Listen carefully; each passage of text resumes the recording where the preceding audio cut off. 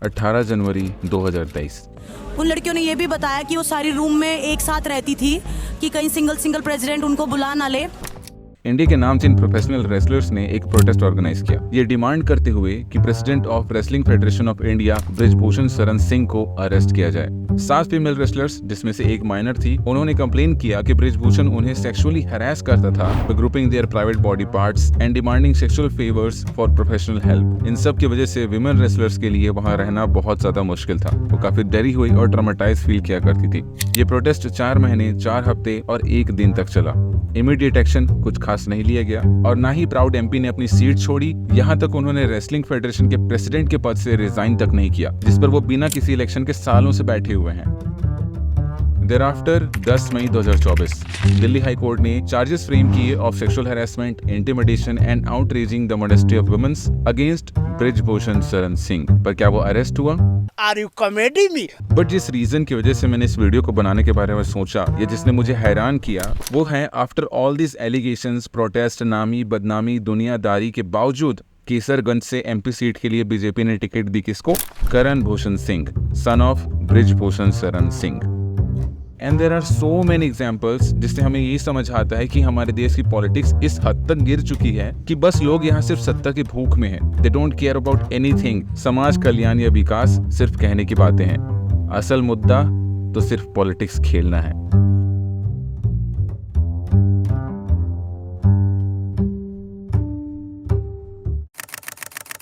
इस ग्राफ को देखिए, इसमें जो वर्टिकल लाइन है वो शो करता है द परसेंटेज ऑफ पॉपुलेशन जो कहते हैं कि उनके लिए धर्म कितना जरूरी है, और हॉरिजॉन्टल लाइन पर हमें उन कंट्रीज की जीडीपी पर कैपिटा दिखाई दे रही है। आप देख सकते हैं कि इन दोनों के बीच में काफी इंटरेस्टिंग कोरिलेशन दिखाई दे रहा है। जिन कंट्रीज में रिलीजियोसिटी ज्यादा है, मतलब जहां लोग कहते हैं कि हमारे लिए धर्म बहुत जरूरी है, वहां की जीडीपी पर कैपिटा बहुत ज्यादा कम है, यानी कि वो गरीब है।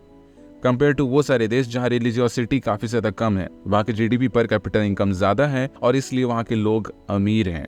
जिन कंट्रीज में ज्यादा रिलीजियोसिटी है, वहाँ करप्शन और मर्डर के केसेस ज्यादा देखने को मिलते हैं कंपेयर टू वो सारे देश जो कि कम रिलीजियस हैं या फिर कहा जाए ज्यादा अमीर हैं। हिस्टोरिकली भी रिलीजन की वजह से जितना कियोस हुआ है उतना शायद किसी और वजह से हुआ होगा। एंड आई थिंक प्रॉब्लम पूरी तरीके से रिलीजन का नहीं है, बल्कि जिस तरीके से उसे इंटरप्रेट किया जाता है वो प्रॉब्लमैटिक है। फॉर एग्जाम्पल, ISIS और Islamic state of Iraq and Syria एक टेररिस्ट ऑर्गेनाइजेशन है जिसकी आइडियोलॉजिकल बैकिंग आती है इस्लाम से। ISIS ने सुन्नी इस्लाम का एक अपना ही रेडिकल इंटरप्रिटेशन उठाया। उसने जिहादिज्म के मीनिंग को बदल दिया और एक अलग ही वायलेंट और एक्सट्रीम वर्जन प्रमोट किया उसका। आप देखेंगे कि जहां भी रिलीजन के नाम पर डिस्क्रिमिनेशन हुआ है, वहां डिस्क्रिमिनेटर्स ने धर्म को अपना हथियार के रूप में इस्तेमाल किया है, अपने सहूलियत के हिसाब से उसे मॉडिफाई किया है और विक्टिम्स को कभी भी अपनी चाल समझने का मौका नहीं दिया। उनके ऊपर अलग अलग रेस्ट्रिक्शंस लगाकर, अलग अलग आड नंबरों में फंसाकर उन्हें इस ज्ञान से दूर रखा गया है। और अपनी इन्हीं सब क्वालिटीज के साथ रिलीजन जब पॉलिटिक्स में आ जाता है तब होता है असली गुड़ गोबर। क्योंकि रिलीजन के पॉलिटिक्स में एंटर करते ही जो सबसे पहली और फॉरमोस्ट इंपॉर्टेंट चीज हिंडर होती है वो है सेक्युलरिज्म। ये देश हिंदू का देश है और ये देश हिंदू का देश है और ये देश हिंदू का रहेगा। ये सेकुलरिज्म का भाषा हमें मत सिखाओ। इस रिलीजन वाले पॉलिटिक्स की वजह से जो पॉलिटिकल पार्टीज है वो हमेशा उन रिलीजन की तरफ ज्यादा ध्यान देगी जो कि मेजोरिटी में है, और इसकी वजह से जो रिलीजन माइनॉरिटी में है वो हमेशा कोई ना कोई प्रॉब्लम फेस करेगी। हमें डिस्क्रिमिनेशन देखने को मिलेगा, सोशल डिवीजन देखने को मिलेगा बेस्ड ऑन रिलीजन। ऊपर से जो गवर्नमेंट है वो ज्यादा अथॉरिटेरियन टेंडेंसी शो करेगी अगर वो प्रो रिलीजियस है एक डेमोक्रेटिक स्टेट के लिए। And for a society to be more peaceful, ये जरूरी है कि रिलीजन उनके 4 दीवारी के अंदर रहे। जब भी कोई पॉलिटिशियन रिलीजन का मुद्दा उठाता है तो मेजॉरिटी लोग इतने भोले होते हैं या फिर कहा जाए कि उनमें इतनी अक्ल ही नहीं होती है कि वो डिफरेंशिएट कर पाएं कि वो सच में धर्म के लिए कुछ कर रहा है या फिर वो धर्म के नाम पे हमें बहला फुसला के हमारे अंदर नफरत भर रहा है। अगर कोई इन तरह के लोगों के बीच में एजुकेशन और एम्प्लॉयमेंट जैसी बातें करेगा तो वो इस सवाल को समर्थन नहीं देंगे, बल्कि उल्टा तुम्हें ही कहेंगे कि तुम एंटी रिलीजन हो। और ऐसा हाल हमारे देश का आज से नहीं है, सदियों से ऐसा ही चलता आ रहा है। और यही प्रॉब्लम है कि हम बस कहने को 2024 में है, बाकी हमारे देश का जो पॉलिटिक्स है वो आज भी हमें 90s वाले टाइम में रखा हुआ है। समवेयर अंबेडकर न्यू कि इंडियन सोसाइटी किस तरीके से डिजाइंड है। What for bullocks? Yes. Isn't it? Yes. Well, the man never cared who represented the bullock. Though it was a donkey who represented the bullock, you see, or a very educated man who represented the bullock, he simply voted for the bullock. Well, but that's common to many party systems. But what you mean by, in a formal sense, you mean that in a fundamental sense, democracy will not work. For the simple reason, we have got a social structure which is totally incompatible with parliamentary democracy. जब लोगों को पता ही नहीं है कि उनको खुद के लिए चाहिए क्या, तो वो सवाल ही क्या पूछेंगे। उन्हें बस पता है तो क्या, जात और धर्म, क्योंकि हमारे इतिहास का हाईलाइट ही यही है। और इसलिए नेता भी बेचारा क्या ही करे। जब जनता पूछेगी कि हमारा देश दुनिया की 5th लार्जेस्ट इकोनॉमी है, 4 ट्रिलियन की जीडीपी है, तो जीडीपी पर कैपिटा इनकम के मामले में हम 120वें नंबर पर क्यों हैं? क्यों हमारे देश में इतनी ज्यादा इनकम डिस्पैरिटी है? क्यों हमारा देश का जो गरीब है वो गरीब बनता जा रहा है और अमीर अमीर बनता जा रहा है? जब नेता के सामने ये सवाल लोग पूछेंगे, तभी तो नेता प्रिपेयर होके आएगा, तभी तो वो डेटा लेके आएगा तुम्हें बताने के लिए। नहीं तो फिर वो वही बातें करेगा जो लोगों के पल्ले पड़ेगा। अगर आप सच में डीप डाइव करोगे कि रिलीजन इतना ज्यादा पॉलिटिक्स में क्यों है, तो आपको समझ आएगा कि धर्म का इस्तेमाल पॉलिटिक्स में सिर्फ लोगों को लड़वाने के लिए, देश और समाज में पोलराइजेशन बढ़ाने के लिए और वोट बैंक के लिए होता है। जिसमें ये रिसेंट एग्जाम्पल ही देख लीजिए, जो करंट गवर्नमेंट है उसका रिलीजन के प्रति झुकाव साफ साफ दिखाई देता है। वो प्रो हिंदू आइडियोलॉजीज के साथ चलती है और ये आप उनके कामकाज और उनके पॉलिटिकल रैलीज में साफ साफ देख सकते हैं। And one of the things that's been very striking is how religion is at the forefront of people's minds when it comes to politics. जब ये पार्टी पहली बार गवर्नमेंट में आई थी 2014 में, तब एक लहर सी चली थी हिंदू रेवोल्यूशन की, और ये देखा गया गौ रक्षा की मुहिम के थ्रू, जो कि एक बहुत अच्छी मुहिम थी। हमें हर जानवर के प्रति ऐसा सोचना चाहिए, पर क्योंकि काऊ हमारे कल्चर और ट्रेडिशन का एक इम्पोर्टेंट हिस्सा है, तो ये हमारे लिए और ज्यादा महत्वपूर्ण बन जाता है। लेकिन इस इनिशिएटिव ने समय के साथ साथ काफी वायलेंट और कम्युनल एंगल पकड़ लिया। हमें लगातार न्यूज देखने को मिले जहाँ पर कई सारे काऊ स्मगलर्स की मॉब लिंचिंग कर दी गई, उन्हें मार दिया गया, और सब में एक कॉमनैलिटी थी, दैट इज एक भीड़ है जो कि इलीगल काऊ स्मगलर्स को पकड़कर मार देती है। कुछ केसेस में लाइसेंस्ड काऊ ट्रेडर्स को भी मारा पीटा गया। पर तो गौ रक्षा वाले उसको मार पीटते हैं, कहते हैं तू काटने ले जाते। उन्होंने डर लगा रहता है कि रास्ते में को हमें मारना था। फिर कुछ ऐसा हुआ कि इस विजिलेंटी ग्रुप का उद्देश्य बदल गया। इनका उद्देश्य अब बस वायलेंस फैलाना है किसी एक पर्टिकुलर कम्युनिटी के अगेंस्ट। अब इसमें पार्टी की क्या गलती? स्कीम तो बढ़िया थी, लोगों ने इसे बर्बाद किया तो उनका क्या लेना देना? उनका एजेंडा तो क्लियर था ना, गौ रक्षा। बहुत दिन से कहते आ रहे हैं कि गौ हत्या चरम पे हो रही है, लेकिन उत्तर प्रदेश गौ हत्या को रोकने में एकदम विफल है, और जिसके कारण उत्तर प्रदेश में जगह जगह दंगे और दंगे जैसी स्थिति बनी हुई है। संगीत सोम बीजेपी के लीडिंग बीफ के खिलाफ लड़ने वाले वॉरियर, जो एक मीट एक्सपोर्टिंग कंपनी के मालिक हैं। ये खबर 2015 की थी, जिसमें सोम जी ने साफ साफ इनकार किया है इस रिलेशन से, इवन दो ऑफिशियल डॉक्यूमेंट्स के हिसाब से ये कंपनी के को फाउंडर हैं और इन्होंने कंपनी को एक अनसिक्योर्ड लोन भी दिया था। उस समय तो इसका कुछ खास हल्ला हुआ नहीं, लेकिन अब जब इलेक्टोरल बॉन्ड का डेटा सामने आ चुका है, तब ये सारा कुछ क्लियर है कि कैसे so called Hindu political parties ने बीफ एक्सपोर्टिंग कंपनीज से इलेक्टोरल बॉन्ड्स के थ्रू पैसे रिसीव किए हैं। इसके अलावा लेटेस्ट डेटा के हिसाब से इंडिया वर्ल्ड का 2nd लार्जेस्ट बीफ एक्सपोर्टर है और टॉप 6 में से 4 बीफ एक्सपोर्टिंग कंपनीज का मालिक कोई हिंदू है। असल में ये सारे पॉलिटिशियंस और बिजनेसमैन अपनी जेबें भर रहे हैं, उनका कोई धर्म ईमान नहीं है। वहीं पर से गरीब और बेवकूफ जनता लड़ मर रही है हिंदू मुस्लिम करके। रिसेंटली सिमरजीत सिंह, हमारे फॉर्मर एमएलए, को दोबारा लोकसभा चुनाव लड़ने के लिए टिकट मिलती है कांग्रेस की तरफ से। इसके बावजूद कि इनके ऊपर रेप चार्जेस लगे हुए हैं और ये बेल पर बाहर हैं। आप देख सकते हैं इस पॉलिटिकल पार्टी को कोई फर्क नहीं पड़ता कि उन्होंने जिस कैंडिडेट को टिकट दी है उसके ऊपर कोई क्रिमिनल चार्जेस लगे हैं या नहीं लगे हैं। उन्हें बस उस पर्टिकुलर इलाके में पावर में आना है, इसलिए उन्होंने एक ऐसे बंदे को अपने नाम पर टिकट दिया जिसके ऊपर रेप चार्जेस लगे हुए हैं, जिसके ऊपर कोर्ट में केस चल रहा है। क्योंकि कहीं ना कहीं पॉलिटिकल पार्टीज को भी पता है कि ये बंदा यहाँ चुनाव जीत जाएगा, इसे यहाँ लोग वोट देंगे, और इसी वजह से लोकल लेवल क्रिमिनल्स को पावर मिलती है। ये कोई नई बात नहीं है कि हमारे देश के पॉलिटिशियंस के क्रिमिनल रिकॉर्ड्स हैं और वो फिर भी चुनाव जीत जाते हैं, क्योंकि जनता का उन्हें कहीं ना कहीं से समर्थन प्राप्त है। क्योंकि कुल मिला के बात चुनाव जीतने की है, मोरालिटी की नहीं। जैसे अतीक अहमद, जो कि शूट आउट में मारा गया, एक गैंगस्टर आदमी था, उसके ऊपर कई सारे केसेस चल रहे थे। उसके बावजूद समाजवादी पार्टी की तरफ से एमपी की टिकट पा जाता है और चुनाव जीत भी जाता है, क्योंकि उसे उस पर्टिकुलर इलाके में समर्थन प्राप्त है अपने लोगों से, जिनके लिए उसने कुछ न कुछ काम किए होंगे। ADR ने एक रिपोर्ट पब्लिश की। रिपोर्ट में उन्होंने MLAs के क्रिमिनल रिकॉर्ड्स और एसेट्स को एक्सपोज किया और पाया कि भारत के लगभग आधे MLAs पर क्रिमिनल केसेस हैं। 37 सांसदों के खिलाफ गंभीर आपराधिक मामले दर्ज हैं। हमला, हत्या, अपहरण, बलात्कार, भ्रष्टाचार, 5 साल या उससे अधिक सजा वाले अपराध और गैर जमानती अपराधों को गंभीर अपराध की श्रेणी में रखा जाता है। ये देखते हुए एडीआर ने रिकमेंड भी किया कि सीरियस क्राइम करने वालों को परमानेंटली डिस्क्वालीफाई कर दिया जाए चुनाव से, पर ऐसा कुछ खास हुआ नहीं। और इन्हीं सब वजहों से पॉलिटिक्स में एक सिचुएशन क्रिएट होती है जिसे कहते हैं criminalisation of politics. Criminalisation in politics का मतलब है जब क्रिमिनल्स पॉलिटिक्स का हिस्सा बन जाते हैं और गवर्नेंस में पार्ट लेते हैं बाय विनिंग इलेक्शंस। क्रिमिनल्स जब पॉलिटिक्स में आते हैं तो उससे principle of free and fair election खत्म हो जाता है। इसके अलावा इनकी वजह से वायलेंस प्रमोट होता है और करप्शन भी सिस्टम में बढ़ता है। ये लेके आते हैं अपने साथ खराब गवर्नेंस, जो कि अल्टीमेटली डेमोक्रेटिक इंस्टीट्यूशंस को कमजोर और खोखला बना देता है। जब लॉ ब्रेकर्स ही लॉ मेकर्स बन जाते हैं तो लोगों का लोकतंत्र से विश्वास उठना जायज है। और वास्तविकता ये है कि हमारे देश के पॉलिटिक्स का ये सत्य है। हमें फेमिनिज्म इन पॉलिटिक्स का एग्जाम्पल देखने को मिला गांधी रूल के दौरान, और आज तक उसका असर हमें देखने को मिलता है। जब राहुल गांधी कोई लेजिटिमेट पोस्ट नहीं होल्ड करते हैं कांग्रेस में, तब भी उन्हें इतनी इज्जत किस बात के लिए मिलती है। कई सारी पॉलिटिकल पार्टीज ने कांग्रेस को क्रिटिसाइज किया जो परिवारवाद उनके कार्यकाल के दौरान हुआ उसके लिए, जो कि सही भी है। परिवारवाद पॉलिटिकल मैटर में बिल्कुल नहीं आना चाहिए, क्योंकि जो बेसिक डेफिनेशन है डेमोक्रेसी का, that is by the people, for the people, to the people, उसमें से बाय द पीपल तो हो ही नहीं पाता है। जनता को बस बना बनाया ऑप्शन परोस दिया जाता है, जिसकी वजह से जनता को एक फेयर ऑप्शन ऑफ चॉइस नहीं मिल पाता है। पर फिर जो लोग क्रिटिसाइज करते हैं उन्हीं की धोती में छेद मिल जाता है। अमित शाह के बेटे जय शाह बीसीसीआई के सेक्रेटरी हैं सिंस 2019 और president of Asian cricket council भी हैं। अब इन भाई साहब का क्रिकेट में स्किल और रुचि को देखकर आपको ये समझ आ जाएगा कि क्रिकेट का सी भी नहीं आता इस सी को, लेकिन फिर भी ये सेक्रेटरीट है बीसीसीआई का। हो सकता है बीसीसीआई ने कुछ ऐसा खास देखा होगा इसके अंदर जो हम नहीं देख पा रहे हैं। ये तो बस एक एग्जाम्पल है, बाकी अगर आप देखेंगे तो पॉलिटिकल पार्टीज पूरी तरीके से परिवारवाद पर ही चल रही हैं। फेवरेटिज्म यानी कि पक्षपात, ये हमारे पॉलिटिक्स का एक अभिन्न अंग है। पॉलिटिकल पार्टीज और गवर्नमेंट उन्हीं को मौका देती है जो उनके फेवरेट होते हैं या फिर जो बन जाते हैं। For example, mega engineering and infrastructure limited ने कई सारे इलेक्टोरल बॉन्ड्स खरीदे, और इंटरेस्टिंगली इन सभी के जो परचेसिंग डेट्स हैं वो एकदम क्लोज हैं किसी भी मेजर प्रोजेक्ट के बैगिंग डेट के।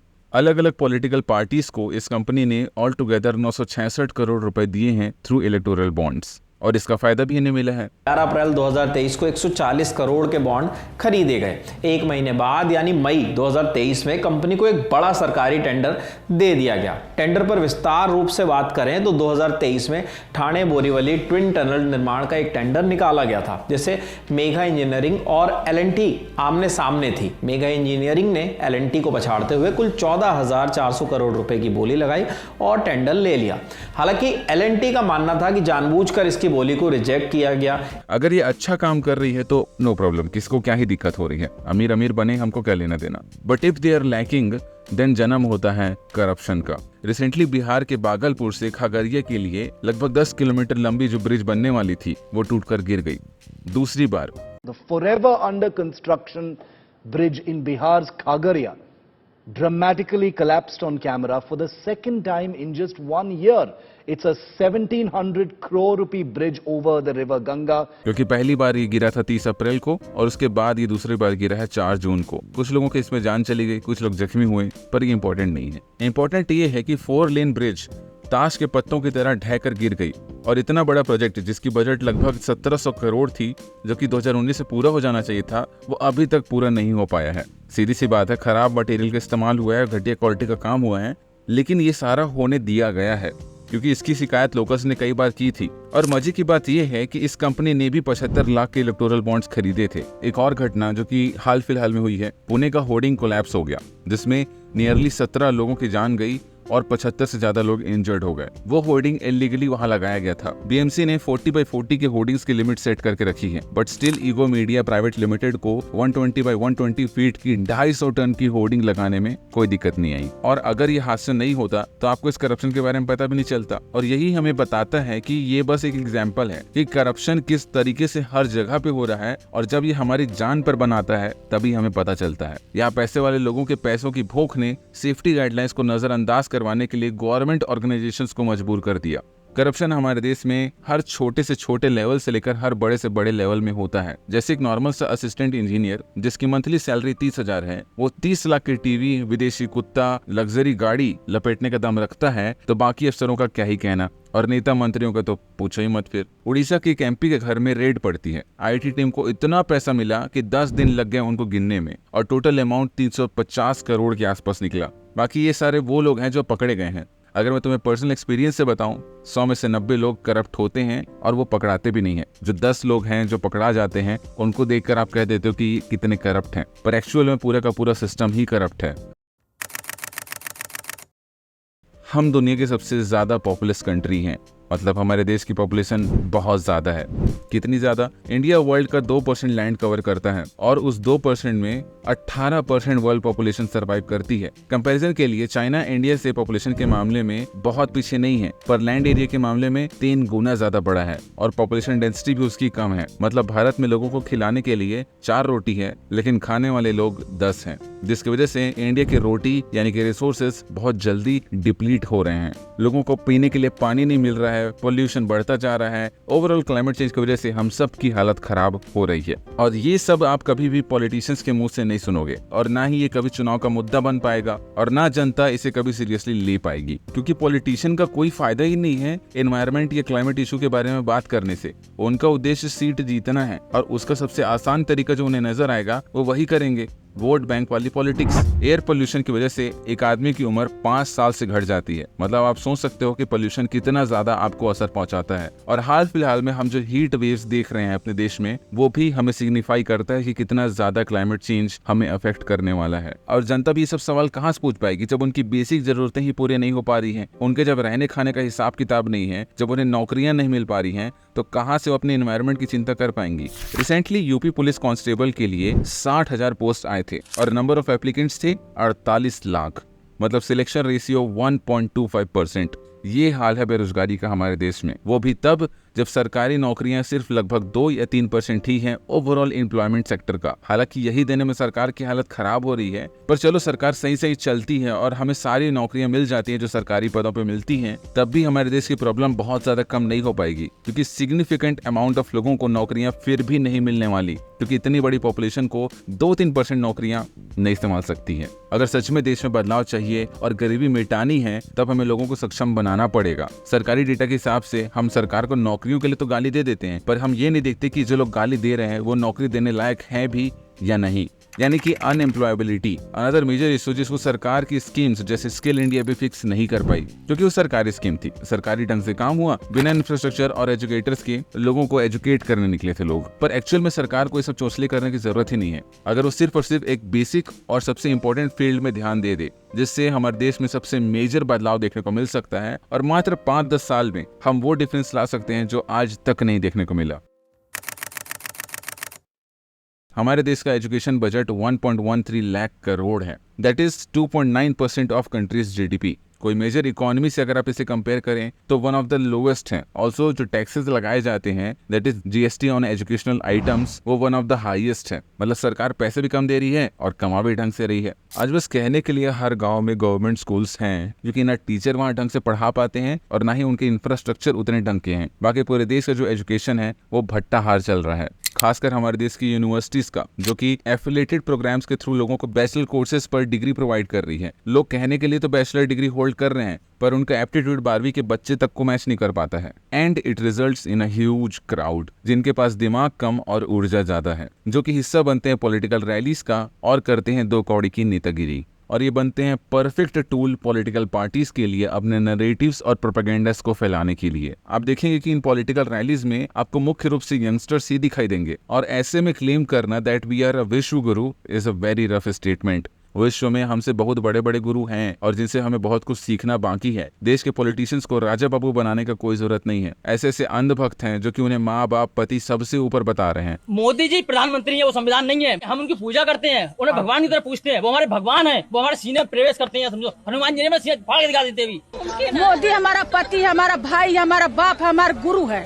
जब अंधभक्ति हद पार कर जाए और पॉलिटिशियंस को लोग भगवान का अवतार ही बना दें, तब समझ जाइए कि जनता इनकेपेबल हो चुकी है अपने लिए गवर्नमेंट चूज करने के लिए और एक लिबरल डेमोक्रेसी में फंक्शन कर पाने के लिए। और पॉलिटिशियंस के तो क्या ही कहने, उनके लिए तो शब्द ही कम पड़ जाते हैं। तो तब मुझे लगता है कि शायद परमात्मा ने स्वयं ने मुझे किसी काम के लिए भेजा है। एक पॉलिटिशियन जब एक बार विधायक बन जाता है तभी से उसकी लाइफ सेट हो जाती है। अगर वो आगे कुछ नहीं कर पाए तब भी वो ऐसे लाइफस्टाइल अफोर्ड करने के सक्षम होगा तब भी, जो आपको करने के लिए जनरेशंस लग जाएंगी। कुल मिला के we are the biggest democracy, yet we don't know how a democracy should function. उम्मीद है आप इस वीडियो का सार समझ पाए होंगे। इसे किसी और एंगल से लेने का मन करे तो ले लेना। और थैंक यू यहाँ तक देखने के लिए। बाय।